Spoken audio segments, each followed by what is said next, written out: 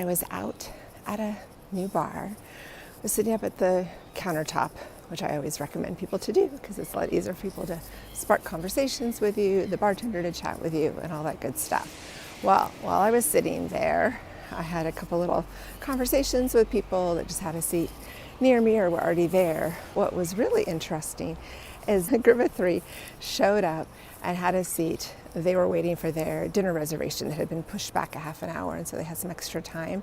And they ordered some really fun drinks. I'm looking around, this is a cool place. The owner had lived in the northwest of the United States, so he was excited when he found out that there was somebody from the area that he so loved. He loved the Portland and Seattle.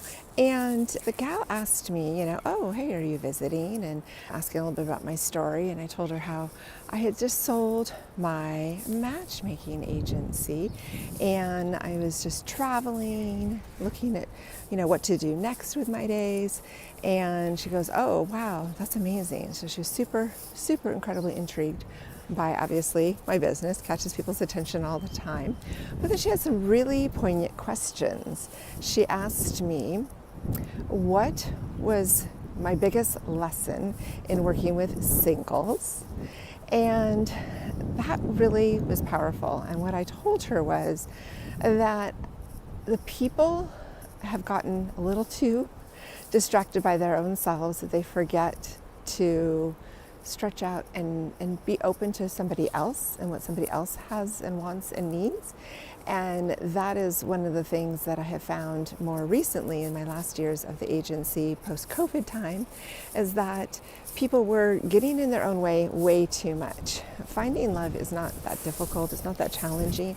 It's more about your willingness to make room for somebody new, making room in your life to have a partnership, and also really devoting to that partnership.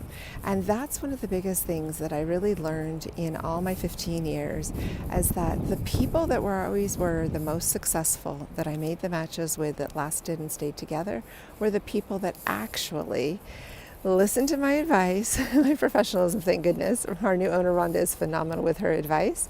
And they stopped really looking. They focused on the person that they had in front of them that met majority of what they were looking for. And what I mean is that it's not about settling, it's about focusing. It's about honing in on what you want, your willingness and your commitment to have a relationship, and then allowing that commitment to evolve. So many people are just not getting past that first few dates that they never even realize what they've missed out on because they're so focused on, are you what I want, instead of, well, am I what you want? And what would it be like if we just put our walls down and became vulnerable and showed up? So I thought that was a really, really great question. I have another one for you in my next video of the second question she asked me before they'd arrived for the reservation. Let's keep this conversation going.